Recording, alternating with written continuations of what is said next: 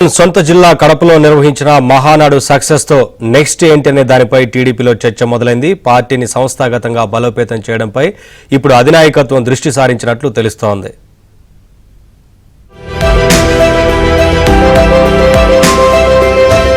మహానాడు దిగ్విజయంగా ముగిసింది. పార్టీ జాతీయ అధ్యక్షుడిగా చంద్రబాబు ఎన్నిక కూడా పూర్తయింది.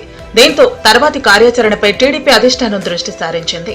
1995 నుంచి నేటి వరకు 30 సంవత్సరాల పాటు చంద్రబాబు పార్టీ అధ్యక్షుడిగా పదవి బాధ్యతలను నిర్వహించారు. ప్రస్తుతం పార్టీ రాష్ట్ర కార్యవర్గం జాతీయ కార్యవర్గాన్ని నియమించాల్సి ఉంది.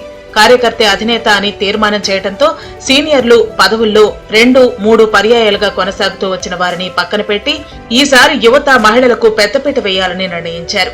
ఇక లోకేష్ ను వర్కింగ్ ప్రెసిడెంట్ గా చేయాలని పలువురు నేతలు కోరారు. చివరకు పార్టీ నెలకొల్పిన నాటి నుంచి ఉన్న సీనియర్ నేత అశోక్ గజపతిరాజు కూడా లోకేష్ నాయకుడిగా నిరూపించుకున్నారని ఆయన్ను పార్టీ వర్కింగ్ ప్రెసిడెంట్ గా చేయాలని అభిప్రాయపడ్డారు.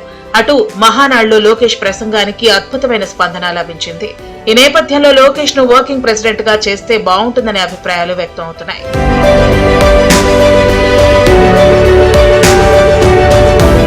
సాధారణంగా మహానాడులో ప్రతి 2 ఏళ్లకు ఒకసారి పార్టీ అధ్యక్షుడి ఎన్నిక జరుగుతుంది. అందుకు అనుగుణంగానే చంద్రబాబును జాతీయ అధ్యక్షుడిగా ఎన్నుకున్నారు.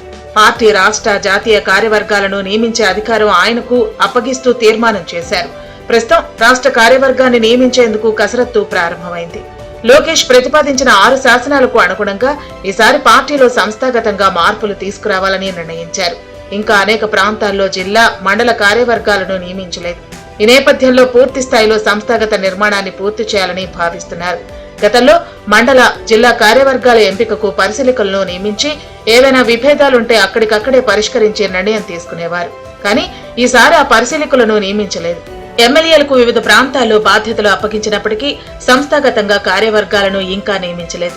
గ్రామ, మండల, జిల్లా స్థాయి కమిటీలను పూర్తి స్థాయిలో నియమించిన తర్వాత మాత్రమే పార్టీ రాష్ట్ర కార్యవర్గంపై దృష్టి సారించే అవకాశం ఉందని భావిస్తున్నారు.